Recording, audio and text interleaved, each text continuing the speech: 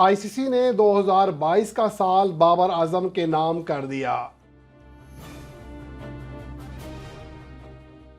बाबर आजम का बड़े अवार्ड्स पर कब्जा, लेकिन अपनों की डुगडुगी भी जारी।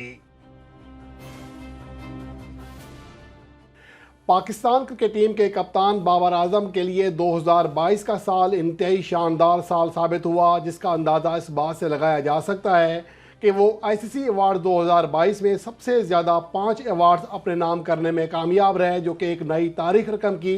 इसके साथ साथ वो लगातार दूसरे साल ICC one day cricketer of the year का एजाज़ पाने में कामयाब रहे और ये तारीख के महज चौथे खिलाड़ी हैं।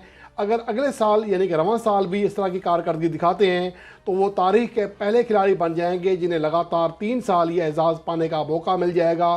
तो इसके साथ साथ अगर उनके रिकॉर्ड्स का जायज़ा लें, जो सबसे बड़ा रिकॉर्ड है वो है ICC cricketer of the year 2022। इसको सर गैरी सोबर ट्रॉफी भी कहते हैं, जो कि वनडे फॉर्मेट में मेंस क्रिकेट का जो बहुत बड़ा अवार्ड होता है। और उसके अलावा ICC ODI player of the year का भी अवार्ड उनके नाम हुआ। इसके साथ साथ वो आईसीसी की ओडीआई टीम 2022 का हिस्सा थे, जबकि आईसीसी की टेस्ट टीम ऑफ द 2022 का भी हिस्सा बने। आईसीसी वनडे टीम का कप्तान मुकर्रर हुए और ये 5 बड़े अवार्ड हासिल करने में कामयाब रहे। इसके साथ साथ अगर उनकी मौजूदा रैंकिंग देखें तो अंदाज़ा लगाया जा सकता है कि हालिया अरसे में बाबर आजम की जो कारकर्दगी है वो कैसी रही है। वनडे रैंकिंग में वो टॉप पोजीशन पर मौजूद हैं। इसके अलावा टेस्ट रैंकिंग में वो नंबर 3 पोजीशन पर मौजूद हैं। इसके साथ साथ आईसीसी की टी20 बैटिंग रैंकिंग में वो चौथे नंबर पर मौजूद हैं। तो ये आईसीसी की हर फॉर्मेट के हर रैंकिंग में वो टॉप 5 दर्जों पर मौजूद हैं, हत्ता कि 2 में तो टॉप 3 में शामिल हैं। तो इससे अंदाज़ा लगाया जा सकता है कि उनकी कारकर्दगी कैसी है। लेकिन इसके बावजूद हमारे कुछ अपने हैं जो कि डुगडुगी बजाने से बाज नहीं आ रहे, बाबर आजम को तनकीद का निशाना बनाते हैं, मुख्तलिफ पहलू निकालते हैं।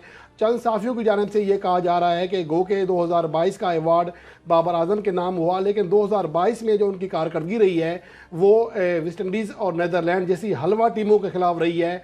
तो यहाँ सवाल ये पैदा होता है कि बाबर आजम ने 2022 में जो 3 सीरीज़ खेली हैं उनमें सबसे बड़ी कारकर्दगी जो दिखाई है वो ऑस्ट्रेलिया के खिलाफ दिखाई है। 3 वनडे मैचेस की सीरीज़ में 276 रन बनाए, 138 के एवरेज के साथ खेले और 2 सेंचुरियां और एक 50 बनाई। तीनों मैचों में 50 प्लस स्कोर किए। इसके अलावा नीदरलैंड के खिलाफ तीनों मैचों में 50 प्लस इनिंग्स खेली और वेस्ट इंडीज़ के खिलाफ 1 सेंचुरी और एक 50 समेत 60 की एवरेज के साथ रन बनाए। तो यहाँ सवाल ये पैदा होता है कि जब कोई टीम पाकिस्तान के साथ खेलेगी, अगर वेस्ट इंडीज़ की टीम पाकिस्तान के साथ खेल रही है तो क्या बाबर आजम जाकर ऑस्ट्रेलिया के खिलाफ जाके खेलें, क्या इंडिया के खिलाफ जाके खेलें? जो टीम पाकिस्तान के खिलाफ आएगी उसके खिलाफ ही खेलेंगे ना। तो ये बात अजीब मंतक है। मुझे लगता है कि वो सही किसी ने मिसाल दी है, खुदा गंजे को नाखून ना दे, या ये भी कहा जाता है कि डुगडुगी जिसके हाथ में आ जाए फिर वो बजाता रहता है। तो यही चीज़ें अब इन लोगों के पास सोशल मीडिया आ गया है, स्क्रीन पर बैठ जाते हैं, लेकिन उनको ये तमीज़ भी नहीं है कि वो जो बात कर रहे हैं उसकी कोई मंतक बनती भी है या नहीं बनती है। जिस टीम के खिलाफ भी खेला है, इससे पहले ये कहा जाता है कि वो जो जिम्बाब्वे या छोटी टीमों के खिलाफ खेलते हैं, तो अब बड़ी टीम ऑस्ट्रेलिया उसके खिलाफ खेले हैं। अगर 2021 की कारकर्दगी देखें, पाकिस्तान ने साउथ अफ्रीका में जाकर खेला, इंग्लैंड में जाकर खेले, न्यूजीलैंड में जाकर खेले। तो गुज़िश्ता साल भी जो बेस्ट प्लेयर थे साल के वनडे प्लेयर वो भी बाबर आजम ही थे। तो ये बातें मेरे ख्याल में गैर मनतकी बातें हैं। इसके हवाले से हमें इज्तनाब करना चाहिए और अल्लाह से दुआ यही करनी चाहिए कि अल्लाह इनको हिदायत दे, वरना ये शायद हमारे बस की बात नहीं है कि इनको कोई लगाम दे सके। और बाबर आजम भी मेरे ख्याल में प्रेस कॉन्फ्रेंस में कोई ज़्यादा ही सीधे बनते हैं, वरना इनको सीधा जवाब देना चाहिए था, जिस तरह शाहिद अफरीदी देते हैं या शोएब अख्तर दिया करते थे।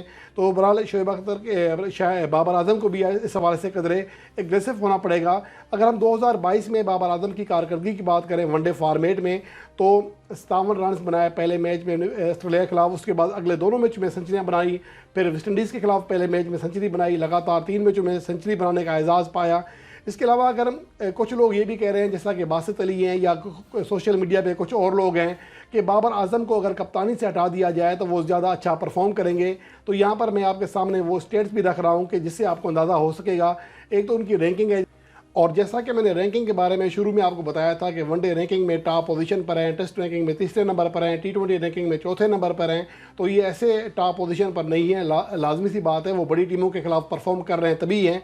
इसके अलावा अगर उनकी कारकर्दगी की बात करें तो ये उन लोगों के लिए बता रहा हूँ जो कि कह रहे हैं कि बाबर आजम जो है बतौर कप्तान अगर ना खेलें तो ज़्यादा परफॉर्म अच्छा करेंगे। अगर हम उनकी टेस्ट करियर की बात करें तो बतौर कप्तान 18 मैचेस खेले हैं और बतौर प्लेयर 29 टेस्ट मैचेस खेले हैं। जो बतौर कप्तान है उनमें उनकी एवरेज जो है 53.25 है, जबकि एज ए प्लेयर 45.44 है। 4 सेंचुरियाँ और 11 फिफ्टियाँ बनाई हैं बतौर कप्तान, जबकि एज ए प्लेयर 5 सेंचुरियाँ और 15 फिफ्टियाँ बनाई हैं। टेस्ट फॉर्मेट में बतौर कप्तान उनके सेंचुरियाँ बनाने का जो तनासब है वो 22% है, यानी कि 22% इनिंग्स में वो सेंचुरी बनाने में कामयाब रहते हैं। जबकि अगर देखा जाए उनका एज ए प्लेयर तो ये तनासब कम है, 17% उनका तनासब रहा है। इसके अलावा अगर वनडे फॉर्मेट की बात करें तो 21 मैच खेले हैं बतौर वनडे कप्तान और उसके अलावा 74 वनडे मैचेस खेले हैं बतौर प्लेयर।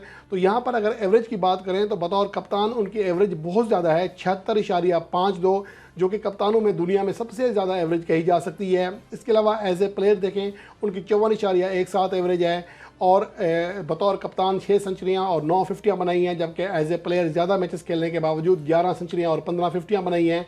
अगर उनका बतौर कप्तान वनडे फॉर्मेट में सेंचुरी बनाने का तनासब देखें तो 28% बनता है, जो कि बतौर आम खिलाड़ी के मुकाबले में दुगना है। और बतौर आम खिलाड़ी उनकी जो 14% इनिंग्स हैं उनको वो सेंचुरी में बदलने में कामयाब हो सके थे, जबकि बतौर आम खिलाड़ी जो उनका तनासब है सेंचुरियाँ बनाने का सिर्फ 14% है। तो ये बहुत बड़ा फ़र्क है। इसके अलावा अगर T20 फॉर्मेट की बात करें तो बतौर कप्तान वो 66 मैचेस खेले हैं और एज ए प्लेयर वो 33 मैचेस खेले हैं, दुगने मैचेस खेल चुके हैं। और यहाँ पर कदरे एवरेज में ज़रूर कम है, लेकिन ओवरऑल देखा जाए उनके 50+ इनिंग्स खेलने का जो तनासब है वो ज़्यादा है। बतौर कप्तान उनकी एवरेज जो है 37.5 रन फी इनिंग्स रही है, जबकि बतौर आम खिलाड़ी लगभग 50 रन फी इनिंग्स के खेले थे, 49.61 उनकी एवरेज रही थी।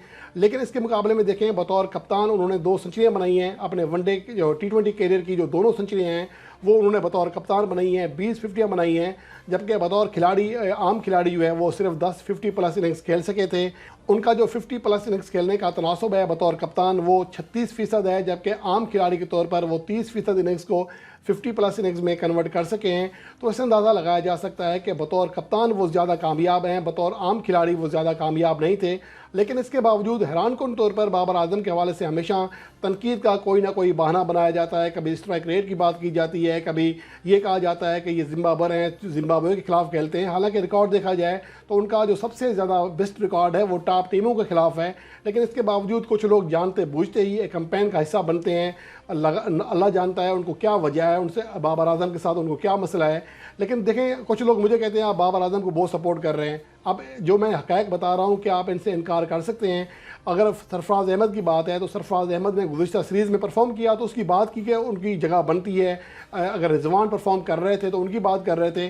तो यहाँ पर ये नहीं होता कि एक खिलाड़ी अगर वहाँ है इसके हमने एक बार उनके खिलाफ बोल दिया है तो अब हमने हर सूरत में उसके खिलाफ बोलना है। तो ये चीज़ मेरे ख्याल में किसी भी सहाफ़ी को ज़ेब नहीं देती है। जो हकीकत है वही बयान करनी चाहिए। और मेरे ख्याल में और मेरा ईमान है इस हवाले से कि बतौर तज़किया कार कोई भी खिलाड़ी आपका फेवरेट नहीं होना चाहिए। जो हक़ाइक़ हैं वही बताना चाहिए। अब जो खिलाड़ी खेल रहे होते हैं पाकिस्तान टीम में उनकी बहरहाल क्लास होती है तभी पाकिस्तान टीम में खेलते हैं। कभी ऐसे प्लेयर होते हैं जो परफॉर्म नहीं कर रहे होते, हम तनकीद पर उनके ऊपर तनकीद करते हैं, लेकिन कभी ऐसा मौका आता है वो परफॉर्म करना शुरू कर देते हैं। इफ्तिखार अहमद की मिसाल सबके सामने है। 2021-2020 उनका नाकाम गुजरा, हालांकि 2019 उनका शानदार था। फिर 2022 में वो फॉर्म में आ गए हैं। तो ये चीज़ें खिलाड़ी के साथ चलती रहती हैं। तेंदुलकर हो गए, डॉन ब्रैडमैन हो गए, बड़े से बड़े खिलाड़ी भी ऊंच नीच का शिकार होते हैं। तो उस टाइम पर हम बतौर साफ़ी बात करते हैं कि इनकी जो कारकर्दगी है इस दौर में अच्छी नहीं है, इसमें अच्छी है। लेकिन इसमें ये नहीं होता कि एक खिलाड़ी अगर हम उसकी तारीफ़ कर रहे हैं तो वो बुरा भी खेल रहा है तभी तारीफ़ करेंगे। ऐसा मेरे ख्याल में नहीं होना चाहिए और कम से कम मेरे एतबार से तो कभी भी ऐसा नहीं होगा।